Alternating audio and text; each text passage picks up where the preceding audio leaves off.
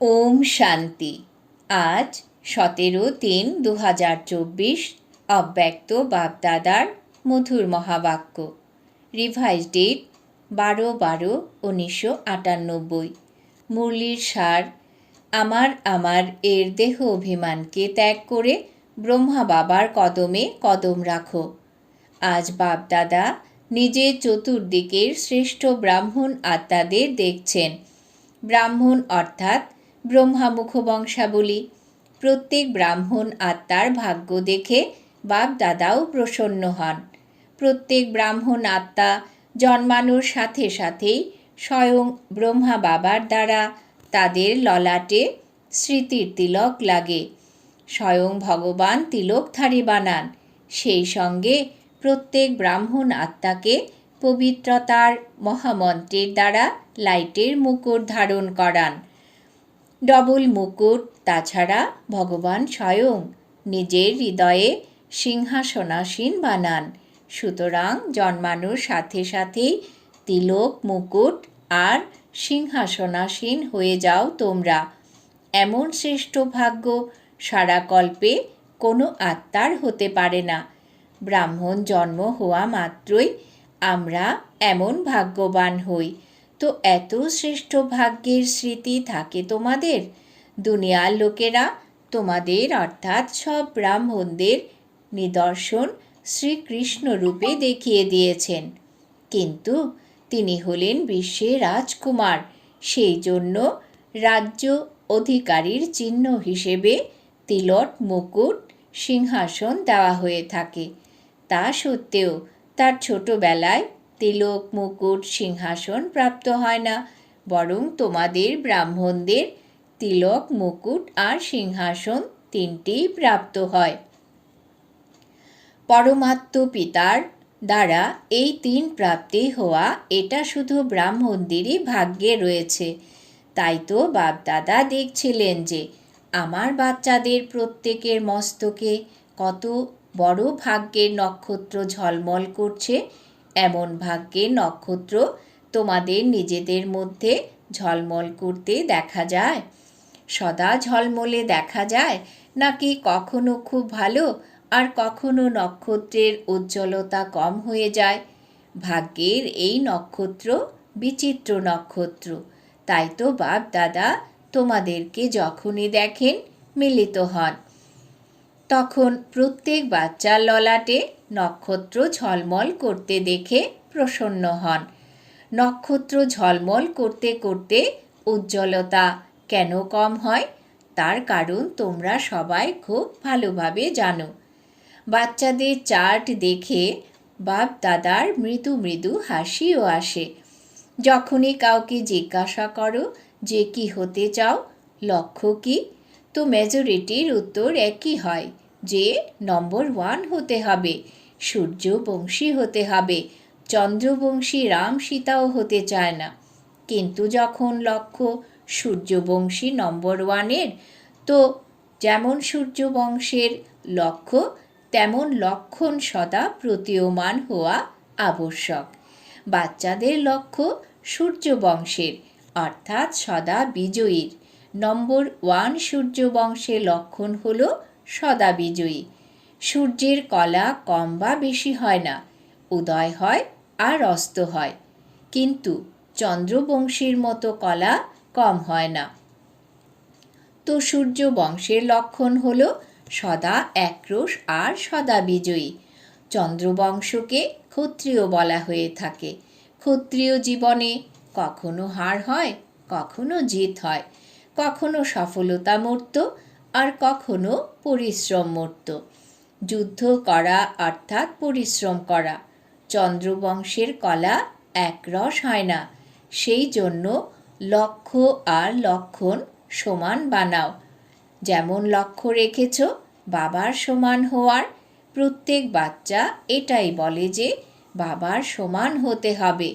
তো বাবা সদা বিজয় স্বরূপ।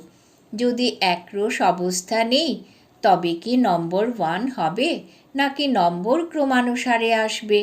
এক হলো নম্বর 1, আরেক হলো নম্বর ক্রম। সুতরাং নিজেকে জিজ্ঞাসা করো, আমি নম্বর 1 নাকি নম্বর ক্রমের লিস্টে আছি? নম্বর 1 অর্থাৎ ফলো ব্রহ্মা বাবা। বাপদাদা সহজ উপায় বলেন যে ফলো করতে কম পরিশ্রম লাগে। ব্রহ্মার পা অর্থাৎ কদম সব কার্যের কদমরূপী পায়ের চিহ্ন। তো পায়ের ওপরে পা রেখে চলা সহজ হয়, নতুন রাস্তা খোঁজার দরকার নেই। পায়ের উপরে পা অর্থাৎ কদমের ওপর কদম রাখতে হবে। যে কার্যই করো সেটা মনসা সংকল্প করো বা বলো অর্থাৎ অথবা কর্মে সম্বন্ধ সম্পর্কে আসো।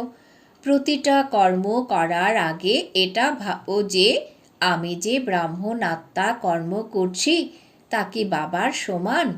ব্রহ্মা বাবার সংকল্প কী ছিল? আমার সংকল্পও কি সেই অনুযায়ী হয়? আমি যে বলি তার প্রতিটা বল ব্রহ্মা বাবার সমান? যদি তা না হয় তাহলে করতে হবে না। না সেভাবে ভাবতে হবে, না বলতে হবে, না করতে হবে। এই রকম নয়, ব্রহ্মা বাবার কদম এক আর বাচ্চাদের কদম আরেক। তো যে লক্ষ্য রয়েছে, উদ্দেশ্য রয়েছে বাবার সমান হওয়ার, সেটা কিভাবে হবে? যদি ব্রহ্মার প্রতিটা পদক্ষেপের সমান কদমে কদম মিলিয়ে ফলো করতে করতে চলবে, তাহলে এক তো সদা নিজেকে সহজ পুরুষার্থী অনুভব করবে এবং সদা সম্পূর্ণতার অভীষ্ট লক্ষ্য সমীপে অনুভব করবে। ব্রহ্মা বাবার সমান অর্থাৎ সম্পূর্ণতার লক্ষ্যে পৌঁছানো। তো ব্রহ্মা বাবা বতনে তোমরা সব বাচ্চার সম্পূর্ণ অব্যক্ত ফরিস্তা হওয়ার জন্য আহ্বান করছেন। ব্রহ্মা বাবার আহ্বানের গীত কিংবা মধুর আহ্বানের আওয়াজ শুনতে পাচ্ছ না? এসো বাচ্চারা, মিষ্টি বাচ্চারা, খুব তাড়াতাড়ি এসো। এই গীত বা বল শুনতে পাচ্ছ না?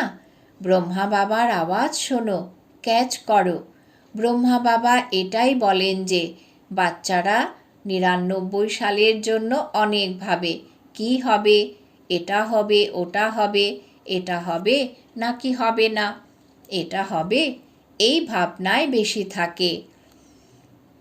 এটা হবে না তো কখনো ভাবতে হবে, কখনো ভাবতে হবে না, এটা হবে হবে এর গীত গাইতে থাকে। কিন্তু নিজের ফরিস্তা ভাবের সম্পূর্ণ স্থিতিতে তীব্র গতিতে এগিয়ে যাওয়ার শ্রেষ্ঠ সংকল্প কম করে। হবে কি হবে এই বে এর গীত বেশি গায়। বাবা বলেন যে যা কিছুই হোক, কিন্তু তোমাদের লক্ষ্য কি? যা হবে তা দেখার আর শোনার লক্ষ্য রয়েছে নাকি ব্রহ্মা বাবার সমান ফরিস্তা হওয়ার? তার প্রস্তুতি করে নিয়েছ?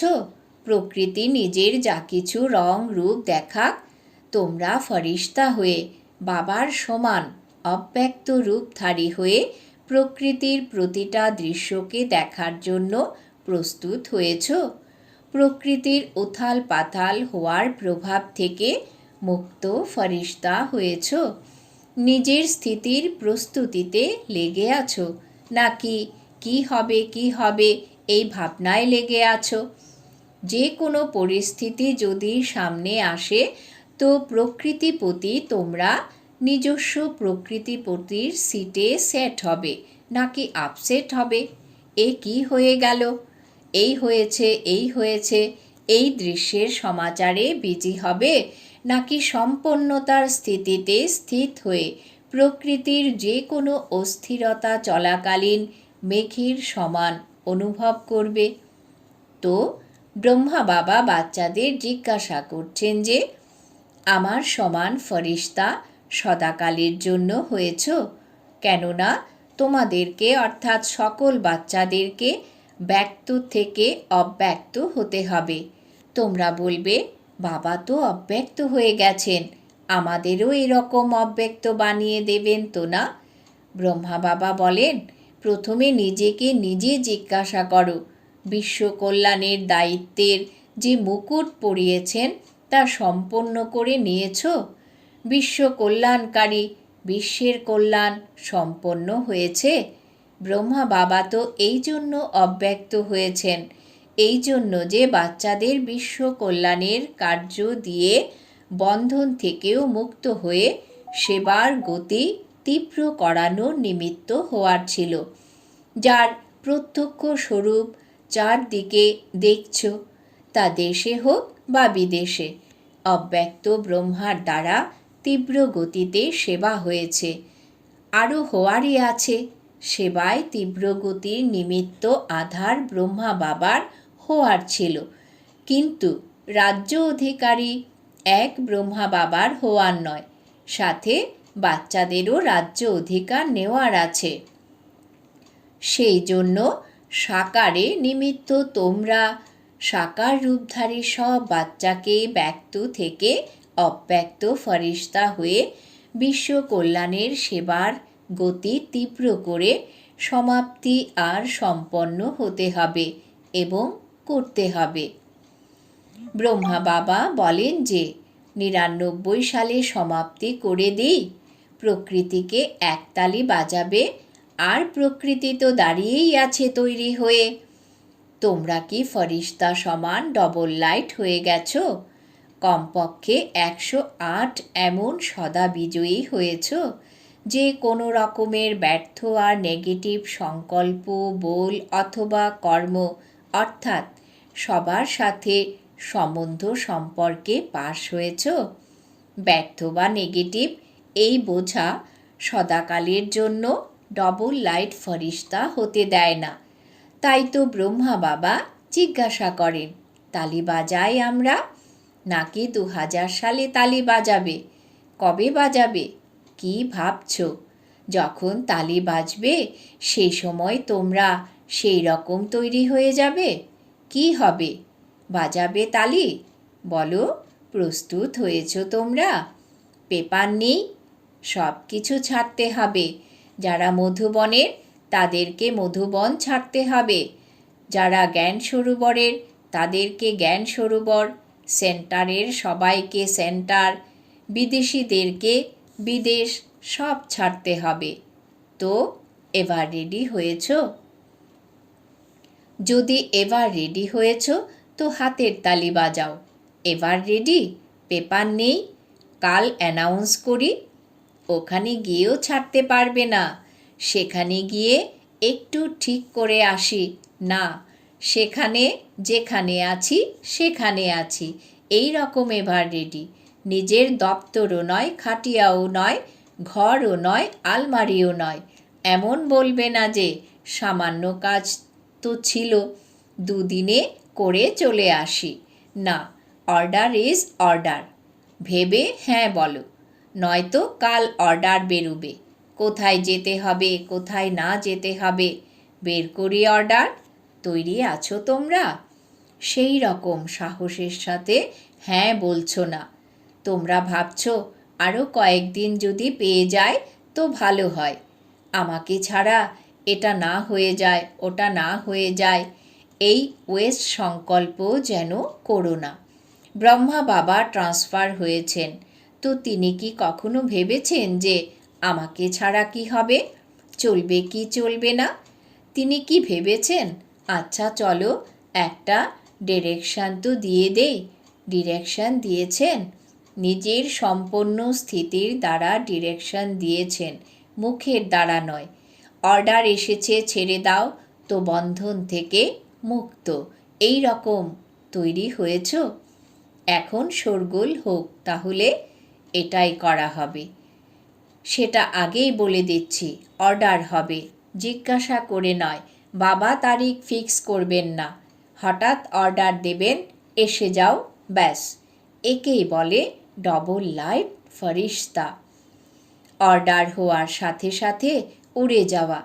যখন মৃত্যুর অর্ডার হয় তখন কি ভাবো সেন্টার দেখি, আলমারি দেখি, জিজ্ঞাসু দেখি, এরিয়া দেখি? আজকাল তো আমার এতে এরিয়ার ঝামেলা বেশি হয়ে গেছে। আমার এরিয়া, বিশ্ব কল্যাণকারীর কি সীমিত এরিয়া হয়? এই সব ছাড়তে হবে। এটাও দেহ অভিমান। দেহভাব তবু হালকা ব্যাপার, কিন্তু দেহের অভিমান এটা খুব সূক্ষ্ম। আমার এটাকেই দেহের অভিমান বলা হয়ে থাকে। যেখানে আমার থাকবে তো না, সেখানে অভিমান অবশ্যই থাকবে না। বাবা বলেছেন, যেখানে আমার থাকবে না তো সেখানে অভিমান অবশ্যই বাবা বলেছেন, যেখানে আমার থাকবে তো না, সেখানে অভিমান অবশ্যই থাকবে। তা সেটা নিজের বিশেষত্বের জন্য হোক না কেন। আমার বিশেষত্ব, আমার গুণ, আমার সেবা, এই সব আমিত্বভাব, সেটা প্রভু প্রসাদ, আমার নয়। প্রসাদকে আমার মনে করা এটা দেহ অভিমান। এই অভিমান ছেড়ে দেওয়াই সম্পন্ন হওয়া। সেই জন্য যা বর্ণন করে থাকো, ফরিস্তা অর্থাৎ না দেহ অভিমান, না দেহবোধ, না বিভিন্ন আমিত্বভাবের সম্পর্ক থাকবে। ফরিস্তা অর্থাৎ সীমিত দুনিয়ার সম্পর্ক শেষ। তো এখন কি প্রস্তুতি নেবে? ব্রহ্মা বাবার আওয়াজ অ্যাটেনশন দিয়ে শোনো। তিনি আহ্বান করছেন। বাবা বলেন, সমাপ্তির কারা নাগারা বাজানো তো খুব সহজ। যখন চাইবে তখন বাজাতে পারো। কিন্তু কমপক্ষে সত্যযুগের প্রারম্ভের 9 লাখ এবার রেডি হবে তো না? তা ক্রমানুসারে হোক। নম্বর 1 তো অল্পই হবে। অন্ততপক্ষে 108 নম্বর 1, 16,000 নম্বর 2, 9 লাখ নম্বর 3। কিন্তু এই সংখ্যক তো তৈরি হয়ে যাক। রাজধানী তো তৈরি হওয়া উচিত।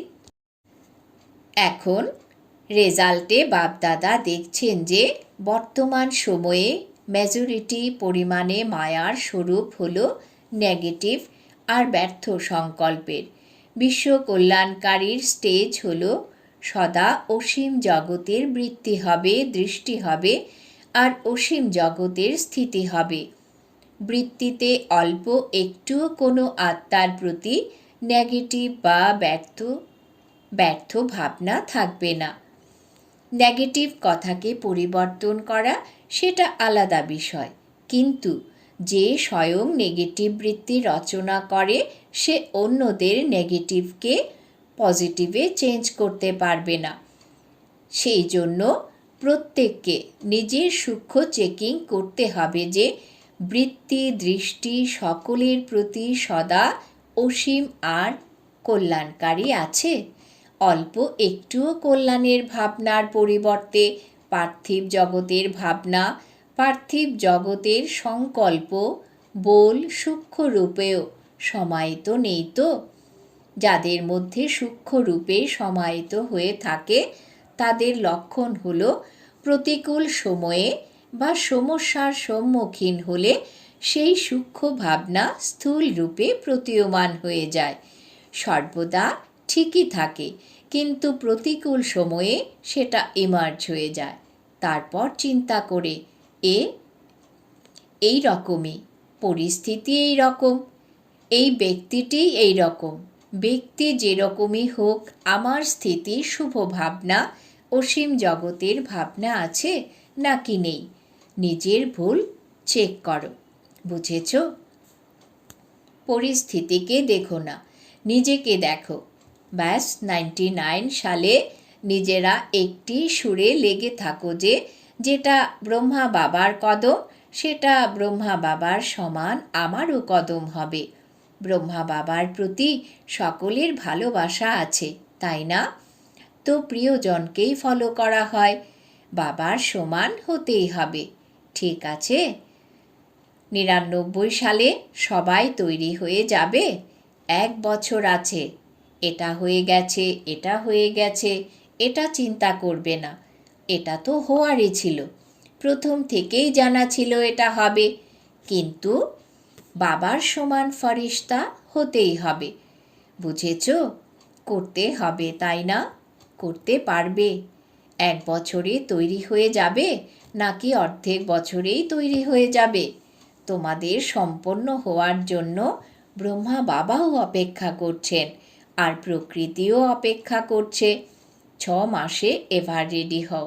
চলো, 6 মাসে নয়, 1 বছরে তো হও।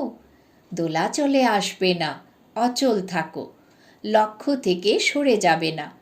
বাবার সমান হতেই হবে, যা কিছু হয়ে যাক।